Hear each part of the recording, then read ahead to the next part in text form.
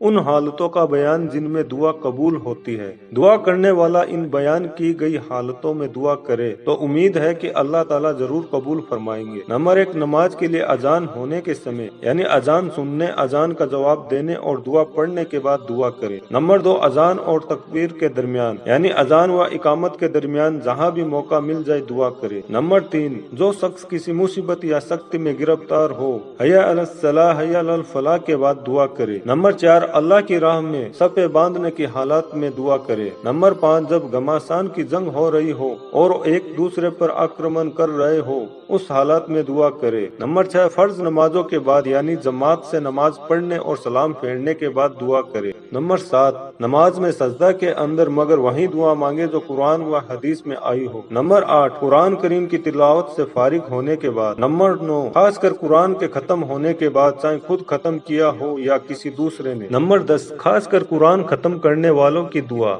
Number 11, जमजम का पानी पीने की हालत में यानी जमजम कुएं पर खड़े होकर पानी पिए और दुआ करे। नंबर 12, मरने वाले की जान निकलते समय खुद मरने वाला भी दुआ करे और मौजूद लोग भी दुआ करे। इसी तरह मैयत के पास आने के समय दुआ करे। नंबर 13, मुर्ग की आवाज के समय यानी मुर्ग की अजान सुनकर दुआ करे। नंबर 14, मुसलमानों के दीनी जलसों में उन मुसलमानों के साथ या अकेले दुआ करे। नंबर 15, जिक्र की मजलिसों में चाहे जिक्र करने वालों का गहरा हो, चाहे कुरान व हदीस का दर्स हो, चाहे वाज व नसीहत का। नंबर 16, इमाम के वलद्दोलिन कहने के बाद। नंबर 17, मैयत की आंखें बंद करने के समय। नंबर 18, नमाज की इकामत तकबीर के समय। नंबर 19, बारिश के समय। इमाम शाफी रहमतुल्लाहि अलैहि ने अपनी किताब अल उम में इस हदीस को मुरसल रिवायत किया है और फरमाया है कि मैंने बहुत से हदीस के उलमाए हदीस से बारिश के समय दुआ कबूल होने को हदीस को सुना और याद किया है। नंबर 20, इमाम जजरी रहमतुल्लाहि फरमाते हैं कि काबा शरीफ को देखने के समय, चाहे मक्का शरीफ पहुंचकर पहली मर्तबा या जिस समय भी काबा शरीफ पर नजर पड़े दुआ करे। उन लोगों का बयान जिनकी दुआएं अल्लाह के दरबार में जल्द कबूल होती है। सही हदीस से साबित है कि इन जिक्र किए गए लोगों की दुआएं खास तौर पर कबूल होती है।